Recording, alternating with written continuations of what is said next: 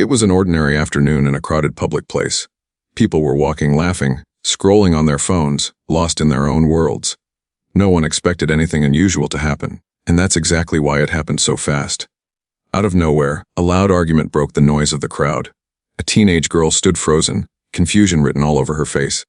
Before she could step back, a grown man lunged forward and wrapped his arm tightly around her neck. The crowd gasped as he pulled her into a chokehold, using his size and strength to overpower her instantly. "Hey, let her go!" someone shouted. But the man only laughed. The girl struggled, her hands gripping as her breath began to fade. Panic filled her eyes. Her feet barely touched the ground as the bully tightened his hold, showing off, feeding off the attention. Phones came out. Cameras started recording. But feet didn't move. No one stepped forward. The bully smirked, looking around proudly. "Relax," he said loudly. "I'm just teaching her a lesson." The girl tried to speak, but only a weak sound escaped her lips, in a desperate whisper. Barely audible even to those closest, she managed to say one word. "Dad." The bully burst out laughing. "Dad," he mocked. "Go ahead. Call him. I'll wait." The crowd shifted uncomfortably. Some people looked away. Others zoomed in with their phones. A few whispered that this was going too far, but still no one acted. The girl's phone slipped from her hand and hit the ground with a dull sound. The screen lit up for a moment before going dark again. Her breathing grew shallow. Seconds felt like minutes. The bully leaned closer to her ear and sneered, "Next time, learn your place." At that moment, something changed in the air. The laughter around them faded. The background noise seemed to disappear. Even the bully paused slightly, sensing something he couldn't explain. Because what he didn't know, what no one there knew, was that this girl wasn't just anyone.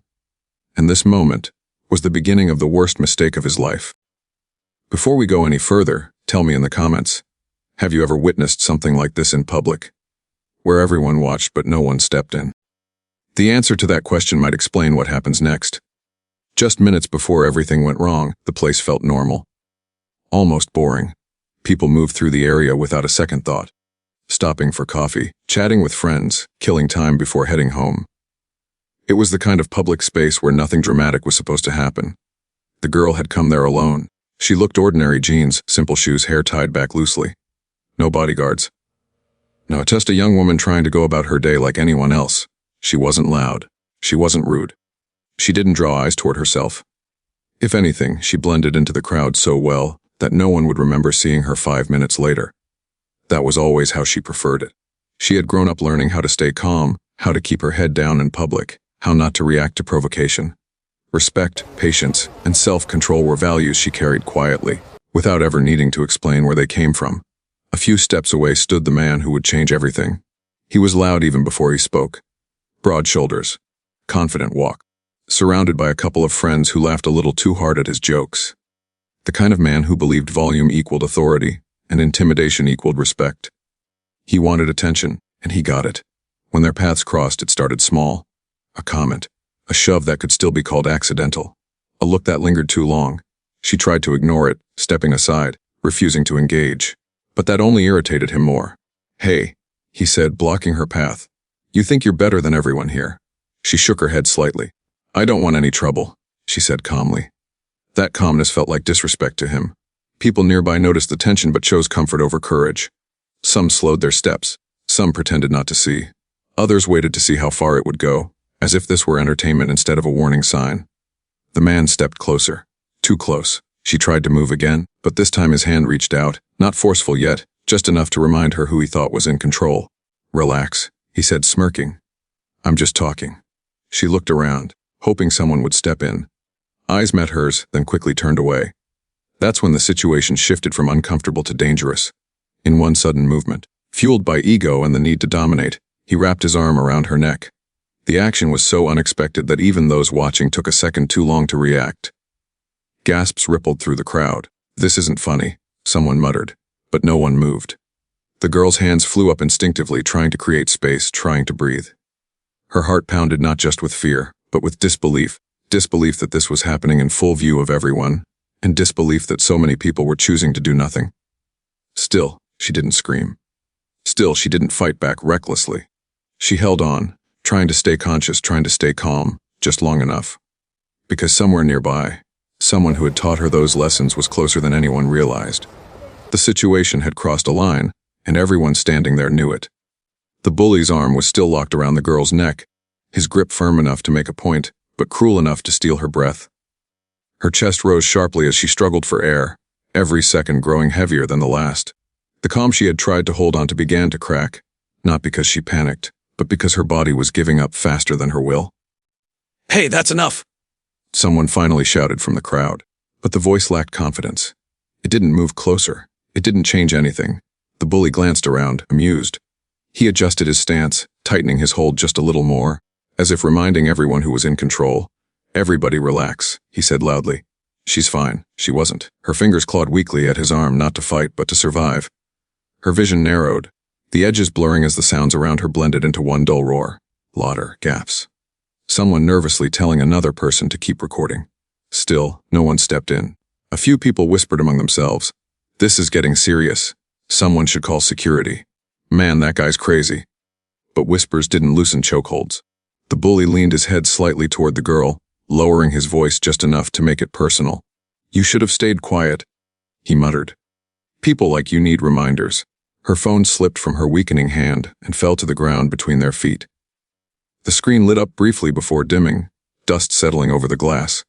No one bent down to pick it up. For a moment, time seemed to slow. The crowd noticed the girl's face changing color, the way her knees trembled, the way her grip lost strength. An uncomfortable realization spread. This wasn't a joke anymore. This wasn't a moment for entertainment. An older man from the edge of the crowd took a step forward. "Son," he said firmly, "let her go. Now." The bully turned his head and laughed.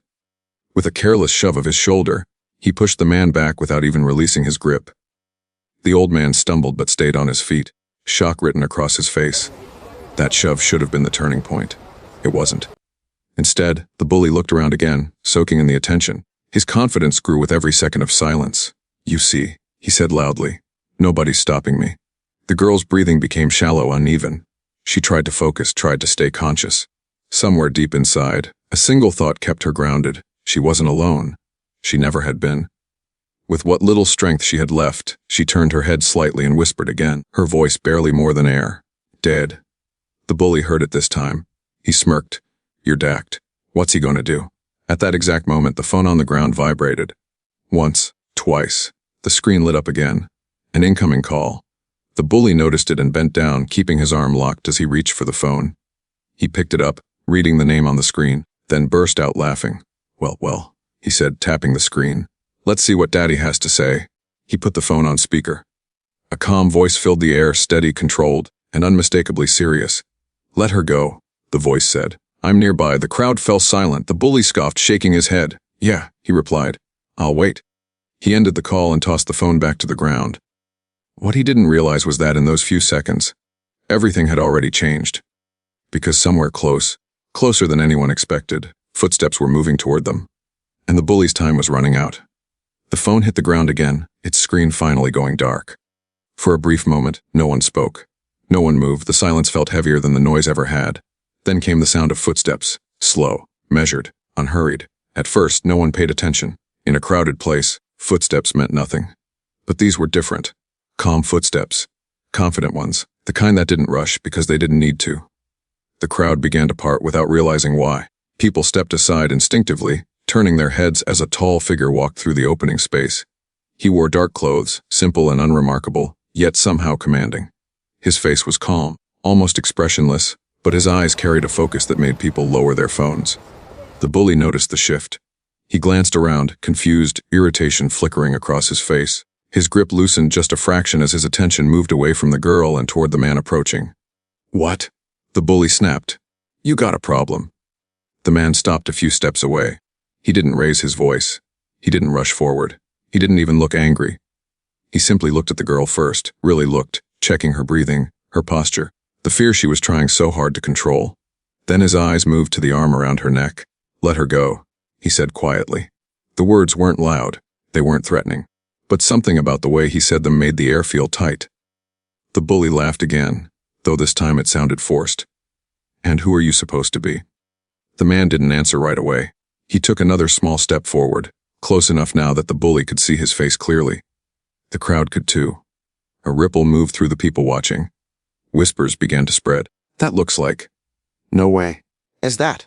The bully noticed the change. The confidence on his face flickered, replaced by irritation, then uncertainty. He tightened his grip again, trying to reclaim control. "Back off," he warned. "This doesn't involve you." The man finally spoke again, his tone still calm, still controlled. "It involves me," he said. "That's my daughter." The crowd gasped. The girl's eyes widened, relief and emotion flooding her face all at once. Her hands trembled as she heard his voice clearly now, grounding her in a way nothing else could. The bully froze. For just a second. Then he scoffed, shaking his head as if refusing to accept reality. Yeah, right? He said. "You think I'm scared of that?" But his voice betrayed him. The man stepped closer, close enough that there was no space left between them except the girl herself. He didn't touch the bully. He didn't threaten him. He simply looked him in the eyes. "Last chance," he said. "Let her go." The crowd held its breath. Somewhere near the back, an older man whispered a name out loud, not shouted, not dramatic, just spoken in disbelief. Steven Seagal. The name moved faster than sound. People lowered their phones. Some covered their mouths. Others stared openly now, recognition dawning on their faces. The man standing there wasn't just a concerned father. He was someone the world had seen before. Calm under pressure, trained, disciplined, dangerous only when necessary. The bully's face drained of color. He looked around desperately, searching for laughter, for support, for anything familiar. But all he saw were wide eyes and silent stares. His friends had already stepped back, distancing themselves. Still, pride is stubborn. "You don't scare me," he muttered, though his arm had begun to shake. Steven's gaze never left him. "I'm not here to scare you," he said. "I'm here to end this." The moment stretched, thick with tension. And everyone watching knew whatever happened next would be over in seconds. The bully hesitated. It was barely noticeable, just a fraction of a second, but it was there. His arm, once steady and confident, trembled slightly as the weight of the moment settled in. The laughter that had fueled him earlier was gone now, replaced by uncertainty and fear he didn't want to admit. Steven Seagal stood directly in front of him. Calm, grounded, unmoved. The crowd had gone completely silent. Phones were still raised, but no one spoke. Every eye was fixed on the space between the two men, on the arm around the girl's neck, and on the man who had asked, one last time, for it to end. "Let her go," Steven said again, his voice low and even. The bully swallowed hard. His mind raced, searching for a way out that wouldn't cost him his pride. He tightened his grip slightly, more out of panic than control, and scoffed. "You don't tell me what to do," he muttered. That was the moment. Steven moved. Not fast enough to look chaotic, not slow enough to invite resistance, just precise. In a single controlled motion, he stepped forward, positioning himself perfectly. His hand came up, not striking, but guiding, redirecting the bully's arm away from the girl's neck with practiced ease. At the same time, his body shifted, breaking the chokehold without force or aggression. The girl collapsed forward into Steven's side, coughing sharply as air rushed back into her lungs. He steadied her with one arm, shielding her without turning away from the threat. The bully barely had time to react.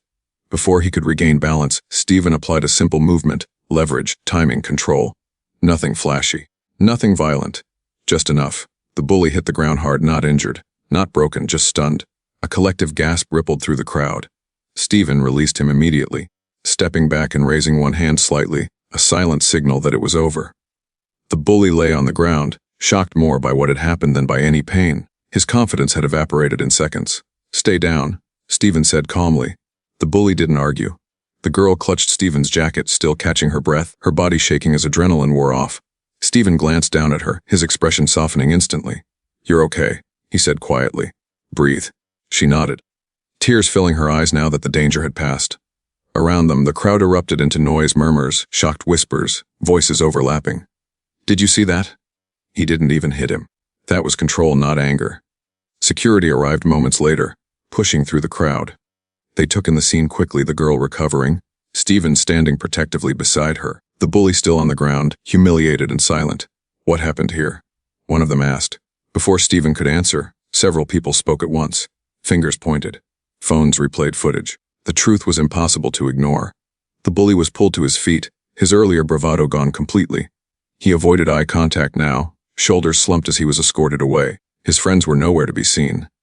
As he passed Steven, he opened his mouth as if to speak, maybe to apologize, maybe to justify himself, but no words came out. Steven didn't look at him. He was already focused on his daughter. The girl leaned into him, still shaken but safe. He wrapped an arm around her shoulders, steady and reassuring. "That's real strength," someone whispered from the crowd, ending it without becoming him. Police officers arrived next, taking statements, collecting videos. Stephen cooperated briefly, answering only what was necessary. He didn't seek attention. He didn't explain who he was. He had already done what mattered. As the authorities led the bully away, the crowd slowly began to disperse. The tension faded, replaced by a heavy realization. Everyone there had watched it happen, and only one person had truly stepped in. Stephen turned to leave with his daughter, guiding her gently away from the scene. The lesson had been delivered, not with rage but with restraint. The chaos slowly began to settle. Sirens faded into the distance as officers escorted the bully away. His head lowered, his earlier arrogance replaced with quiet defeat. The crowd that had once surrounded the scene now stood scattered, uncertain, processing what they had just witnessed. Some replayed videos on their phones. Others simply stared, shaken by how quickly everything had changed. Stephen remained where he was. His attention never left his daughter. She stood beside him, wrapped in his jacket now, her hands still trembling slightly as the rush of adrenaline wore off. Each breath came easier than the last, but the fear lingered in her eyes. Stephen placed a steady hand on her shoulder, grounding her without words. You're safe, he said again softly. This time she believed it. She nodded, swallowing hard, finally allowing herself to lean into him. For a moment, the world around them disappeared. No crowd, no cameras, no noise. Just a father holding his daughter, making sure she was truly okay. Nearby, the older man who had tried to intervene earlier approached hesitantly. Thank you, he said quietly. I should have done more, we all should have. Stephen looked at him, his expression calm but thoughtful. You tried, he replied. That matters.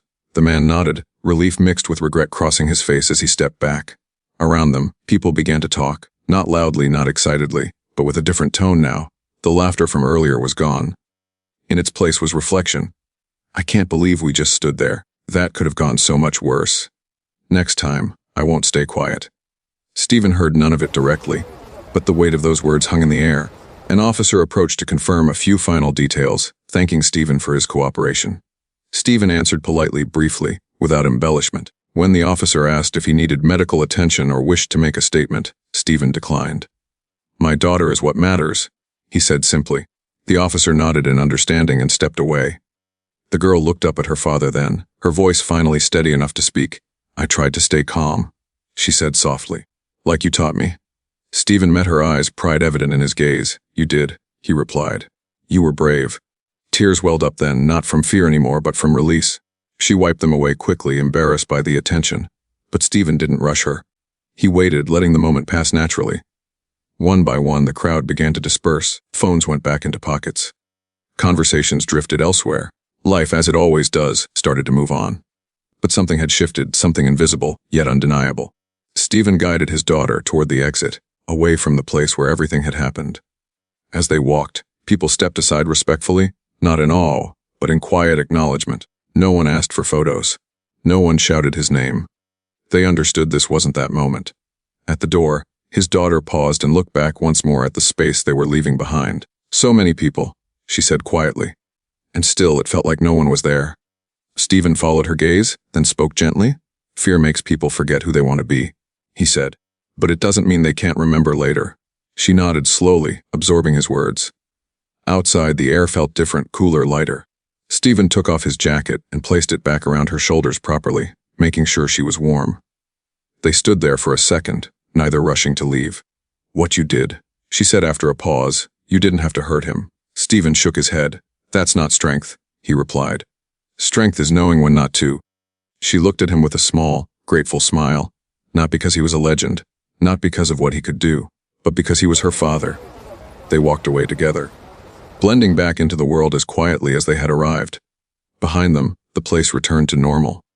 But for everyone who had been there, for everyone who had watched, stayed silent, or wished they'd acted, the lesson remained. Sometimes justice doesn't roar. Sometimes it speaks softly, steps in calmly, and leaves without asking to be noticed.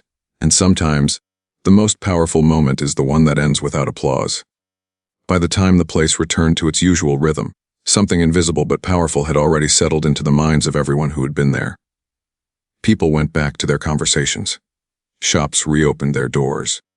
Footsteps blended into the familiar noise of everyday life. On the surface, it looked like nothing extraordinary had happened. But beneath that normalcy, a quiet reckoning lingered. Many of those who had watched the incident unfold couldn't stop replaying it in their heads. Not the moment the bully was taken away. Not even the moment Stephen stepped in. But the moment before all of that, when the girl was struggling, when help was needed most, and when silence had filled the space where courage should have been. It was uncomfortable to admit. Silence can feel safe. Silence can feel like survival. But silence also has consequences. The truth is, respect isn't something reserved for people with power, fame, or recognition. It's something shown in the smallest moments, especially when no reward is guaranteed. Especially when standing up feels risky. Especially when it would be easier to look away. What happened that day wasn't just about a bully and a victim. It was about choices, the choice to intimidate, the choice to stay silent, and finally, the choice to intervene with control instead of rage. Stephen hadn't arrived shouting. He hadn't arrived seeking attention or praise. He hadn't arrived to prove who he was to the world. He arrived as a father. And in doing so, he reminded everyone watching of a powerful truth: real strength doesn't need to announce itself. It doesn't need an audience. It doesn't need applause. True strength shows up quietly, acts decisively, and leaves without asking to be remembered. The girl would carry that lesson with her, not just that she had been protected, but that restraint, dignity, and calm could exist even in moments of fear. She had held on to the values she was taught, even when the world around her failed to do the same, and the crowd would carry their own lesson too. Some would feel regret. Some would feel resolve. Some would promise themselves that next time, if there ever was a next time, they would not stand still. Because the reality is this: moments like these don't announce themselves. They arrive suddenly, unexpectedly, in places we assume are safe. And when they do, they ask a simple question of everyone present. Who will you be when it matters? Will you be the one who uses power to harm, the one who watches and waits, or the one who steps in with courage and control? Respect isn't proven when things are easy. It's revealed when they're not. And humility, real humility, is understanding that anyone deserves dignity, regardless of who they are or who they might be. The person you ignore today could be the person you depend on tomorrow. The person you underestimate could be the one who teaches you the most important lesson of your life. That day ended without celebration, without headlines shouted in the moment, without applause echoing through the space. But its message was louder than any of that. Stand up when it's hard. Stay calm when others lose control. And never confuse silence with strength. Because true power doesn't dominate, it protects. And true respect isn't demanded, it's earned.